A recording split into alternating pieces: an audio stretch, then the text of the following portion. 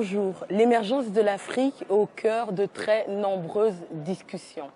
Aujourd'hui, dans notre émission Africa Europa, nous allons parler précisément de l'émergence des acteurs économiques dans l'Afrique de demain. L'émission Africa Europe continue, cette fois-ci donc avec la même configuration de notre plateau, seulement avec un nouveau venu, M. Marc Depose. Enchanté. Qui êtes-vous? Que faites-vous? Et quel est ce lien avec cette émission ou bien avec quelqu'un de ce plateau, s'il vous plaît? Mon nom est Marc Depose, comme vous l'avez très aimablement dit. Je suis juriste de formation, économiste de formation, et j'ai le plaisir de travailler avec M. Joël Bulelli depuis un certain nombre d'années et de participer à l'ensemble de ses projets et au développement qu'il est en train de mettre en place. On parle beaucoup de cette structuration des entreprises de M. Joël Bulelli, Oui. de ce qu'on appelle le OneCoin. Est-ce que vous travaillez un peu dans ce sens de structuration? Et qu'est-ce que c'est que cette économie structurale que vous voulez mettre sur place? Si vous voulez, le OneCoin est simplement un outil. Il ne faut pas se tromper. Le OneCoin, c'est une monnaie cryptogramme, c'est une monnaie née dans l'Internet, dans un secteur donné et par rapport à un groupe donné. Mais je dirais que la virtualisation de l'économie et du OneCoin, elle est valable pour n'importe quelle monnaie. Votre monnaie à vous, que ce soit en euros, vous payerez dans la zone euro vis-à-vis de gens qui acceptent l'euro. Et depuis Bretton Woods et la rupture avec la parité à l'or, je dirais que toutes les monnaies sont devenues quasiment virtuelles. Sous cet angle-là, ce qui est important, c'est que, en réalité, l'émergence de ces monnaies deviennent des instruments complémentaires qui permettent d'accompagner, je dirais, d'affiner et de relancer des économies dans l'économie.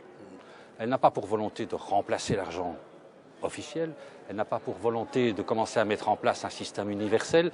C'est simplement un outil qui doit permettre, je dirais, de développer précisément une communauté donnée, de fonctionner petit à petit, de grandir petit à petit, et de permettre, je dirais, l'émergence d'une économie qui va faire ses pas petit à petit, qui va grimper, qui va grandir, qui va grossir.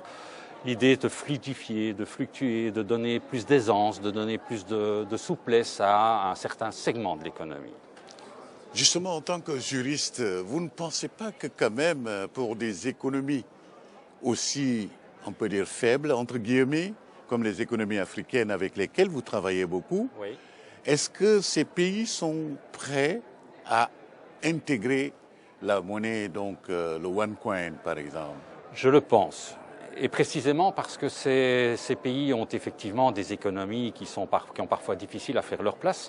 Elles n'en restent pas moins, je dirais, partie prenante de l'économie mondiale. Ça veut dire qu'elles en subissent de plein fouet toutes les variations, toutes les tensions, qu'elles soient politiques, qu'elles soient économiques, qu'elles soient financières, et elles n'ont pas les moyens de se défendre. Et quand on parle d'économie à ce niveau-là, on parle évidemment bien souvent d'économie étatique et le retour à l'individu, le retour à la personne qui va acheter son pain le matin, qui peut acheter une voiture, je dirais qu'on est bien loin de l'économie mondiale. Et dans cette économie de tous les jours, au contraire, je pense que le OneCoin ou n'importe quelle autre monnaie, entendons-nous bien, le OneCoin a des spécificités sur lesquelles on reviendra peut-être, mais il mériterait une émission à lui tout seul, tellement il est quand même complet. Mais en réalité, la monnaie virtuelle a, je dirais, ces caractéristiques de pouvoir être à la mesure d'entités plus étroites.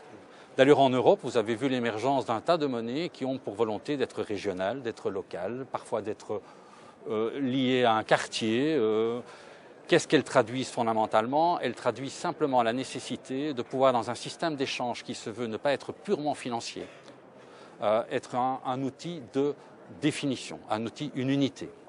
Si moi, je donne des cours de droit à quelqu'un qui lui-même est plombier, je donne des cours à son fils, je donne X heures de cours. Son plombier, à son tour, viendra chez moi pour réparer ma fuite. Comment va-t-on évaluer? On est dans du troc, mais précisément, c'est ce qui a amené l'existence de la monnaie, c'est que le troc est compliqué à gérer. Et donc l'existence d'une monnaie virtuelle, il y a eu des marguerites, mais je dirais que l'imagination est au pouvoir sous cet angle-là. Chaque fois qu'on a créé des monnaies virtuelles, c'était pour la nécessité de pouvoir arriver à quantifier ces échanges informels. Et précisément dans des pays comme les pays africains, du moins dans certains d'entre eux, on est au troc, on est dans l'échange de services. Et la renaissance va passer d'abord par le renforcement de toute cette base économique locale. Et le OneCoin vient précisément apporter cet outil. Ok. d'évaluation. C'est la raison pour laquelle vous travaillez, Joël, avec M. Marc Depose? Parce que de toutes vos entreprises que vous avez, est-ce qu'elles sont vraiment prêtes à intégrer ce système? Déjà, pour répondre, avec Marc Depose, c'est pas compliqué de travailler. Donc, on travaille ensemble depuis de nombreuses années. Donc, on a, j'ai envie de dire, développé une complicité. Donc, il n'y a pas de souci de ce point de vue-là. Mais ici, au niveau du projet du OneCount, c'est vrai que M. Marc Depose s'est attelé justement à rencontrer un peu plus la communauté OneCount, parce que nous avons pensé qu'à l'heure actuelle, cette communauté qui est composée d'à peu près 3 millions d'individus pourrait être intéressante pour soutenir l'économie au niveau du Congo. Et on donne la possibilité à cette communauté aujourd'hui de pouvoir, comment dire, cet argent qui est numérique, on leur permet d'acheter des maisons à l'heure actuelle au niveau du territoire congolais. Donc oui, je pense que cette économie a tout à fait, ce OneCount a tout à fait sa place au niveau du Congo, et l'une de mes entreprises, Leader Construct, justement soutient ce projet. Marie de Tilly, comment présenter, après avoir entendu donc le député, après avoir entendu Nicole, Joël et Marc Depose, comment vous pouvez structurer tout cela dans le cadre de votre travail de coaching ou bien de business étiquette? Eh bien, moi, ce que je résumerais avec une valeur qui m'est très chère, c'est le partage. Et j'ai trouvé que, justement, quand Marc Depose parlait de ce troc, je trouve que ça crée un lien.